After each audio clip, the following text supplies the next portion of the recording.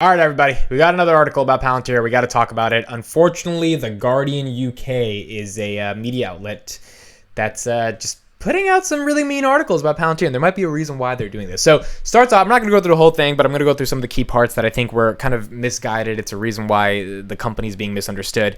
Palantir, Trump backers data firm that wants a big NHS deal. Now, already calling it Trump backer, they're trying to portray it as a negative connotation. So, like, you already get a hint of what the tone of the article is going to be just by the way they kind of portray it, especially when they go deeper into the actual article itself. Now, a couple of things here. There's a NHS deal, National Health Service in the UK deal going on for a federated data platform. I've done a lot of videos on this, wrote some articles about this on dailypalantir.com, that is all about giving a new company the ability to control and manage the data applications for a lot of different things, whether that's supply chains, vaccines, immunizations, all of this stuff. Palantir is one of the leading companies that's trying to get this federated data platform. Now, why are they trying to get this NHS federated data platform? Number one, they've already worked with the NHS in the past. They got a $34 million contract starting in 2020 for 2 years because of their COVID vaccine distribution practices. Second, they've been working on the NHS's backlog of patients that they've reduced by over 28%. That was an article that came out a couple months ago. So they have a really good relationship with the NHS. They've also hired some of the key figures that were in the head roles of data and AI at the NHS onto Palantir, kind of, essentially getting some lobbying ready to be able to make this bid. And they seem to be the front runners as what the magazines are saying in the UK. Now, the problem with this article is that it doesn't understand what Palantir is really doing. So let's get a little bit more deeper into this part.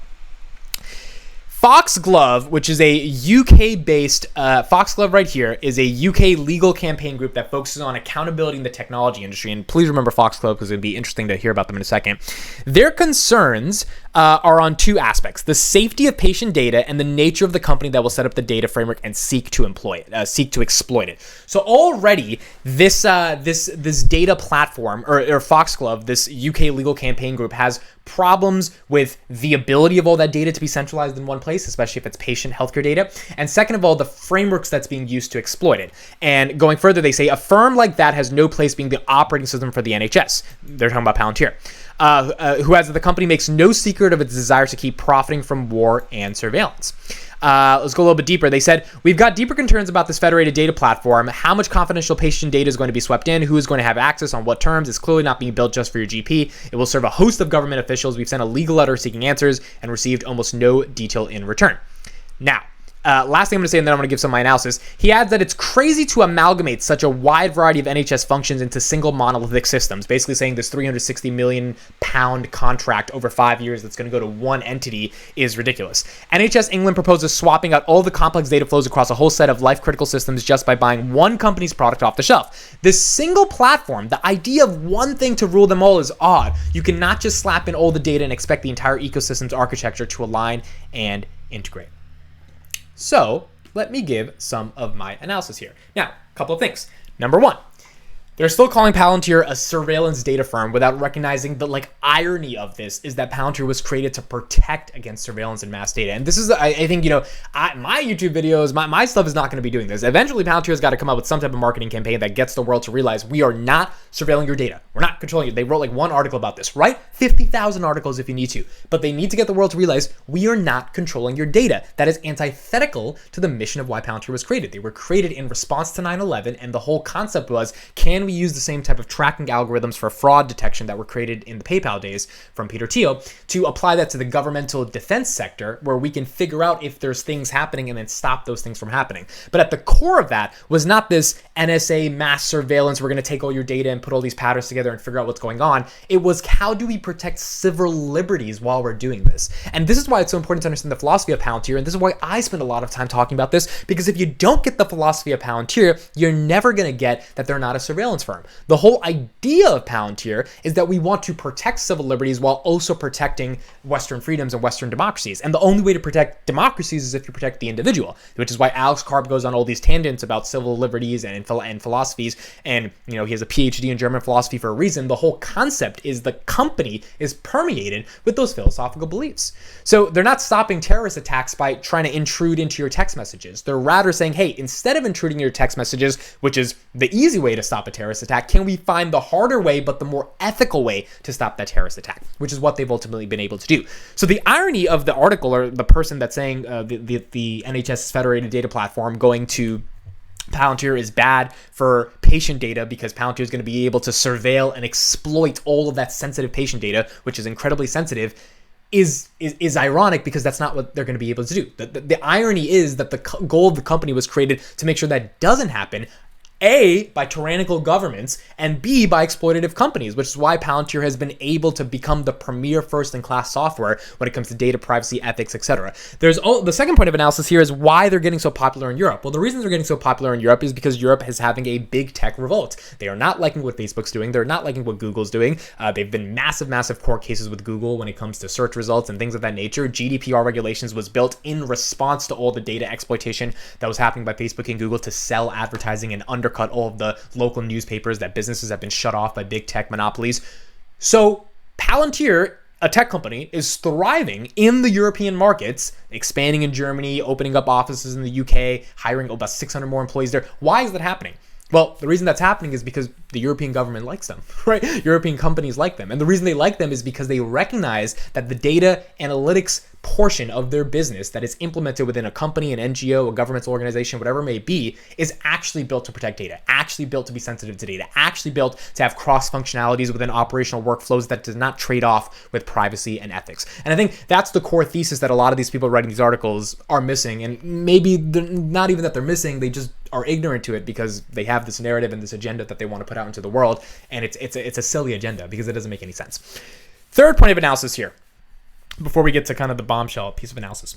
One of the points of the article says that it's crazy to amalgamate. Amalgamate means combine. I've always known that word for the past 10 years because I learned about it when I was in high school. It's like amalgamation. It's like this cool word to say combination or combining a bunch of things or putting a lot of things together. So to amalgamate all that data in one place is crazy, is what the article says, because one company should not have single control over that.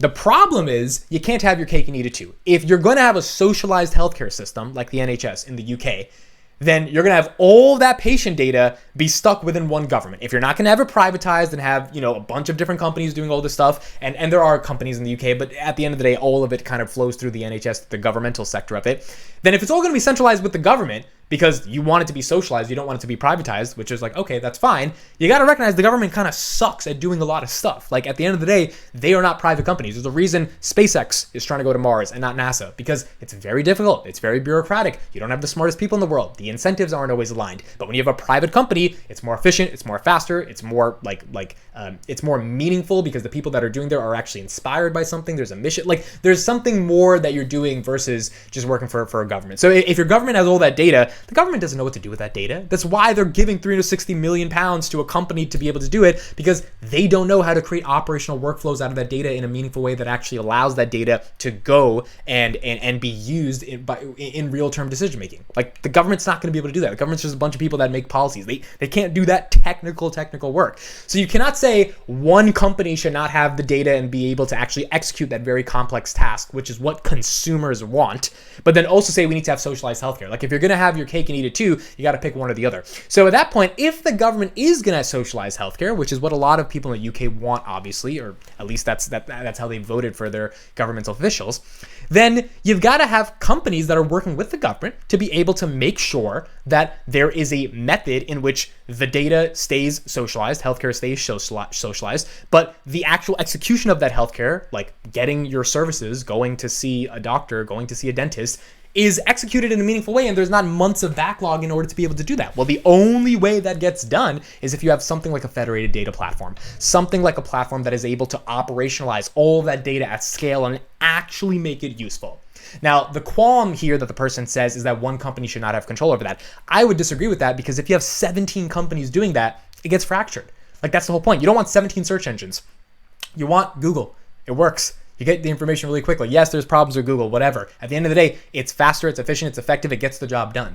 And so one company having control of that data, first of all, they don't have control over it in the surveillance sense. They have control over it in that they actually can know what to do with all that data, which is a very, very complex task. And they've executed it before in Palantir over the past 2 years in the UK. Number two, that's how it's going to be faster. That's how it's going to be efficient. That's how it's actually going to work. That's how patients are actually going to have shorter wait times.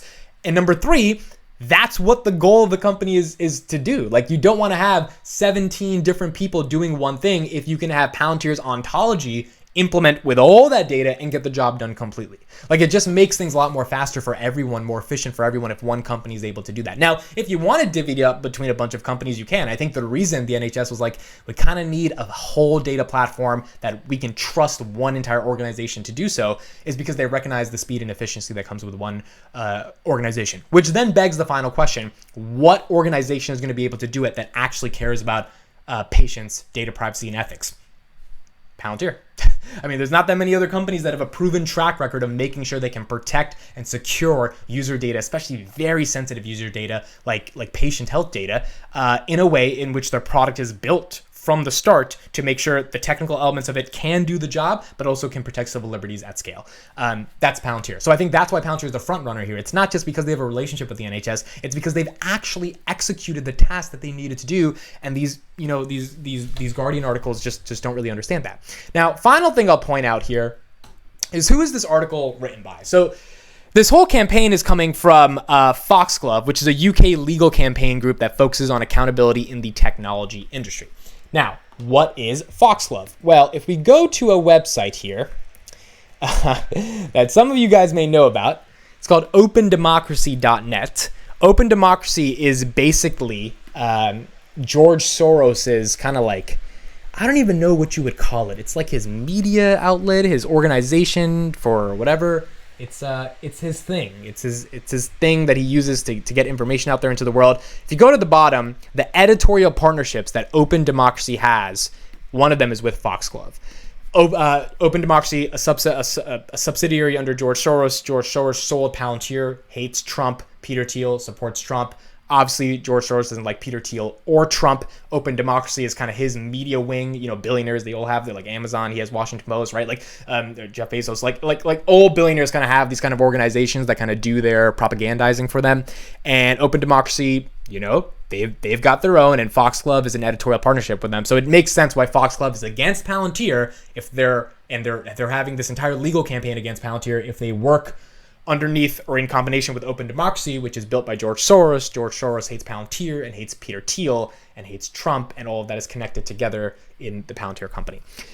My final analysis here is that I think it might be a little complicated for Palantir to get this contract. I think they're the front runners, but if articles keep coming out like this and lobbying arms have a real role in convincing the UK government that Palantir shouldn't get this contract because they can't be trusted because they're a mass surveillance firm, it might be hard. Even if the UK government knows that Palantir is the right company to do this job because they've worked with them for the past 2 years, which is why they're currently in the lead to land this contract, as per what all the articles are saying from the UK, they might still not get the contract just because of the backlash that the UK government might get by giving it to Palantir if the people in the UK, and the Guardian is a UK newspaper, feel that Palantir is this massive data surveillance firm. We're going to see what happens, but I think at the end of the day, they're going to make the right decision because they know that Palantir needs to get the job done, and you got to get a company that can actually get the job done and protect your civil liberties. And Palantir, that's why they get paid the big bucks, because they can do that. But articles like this and news media attention like this is definitely not helpful for Palantir's cause. So let's see what happens. Thank you guys for listening. Hope you guys enjoyed some of the analysis and deep digging that I went into. Let me know your comments and thoughts below, and I'll see you in the next one.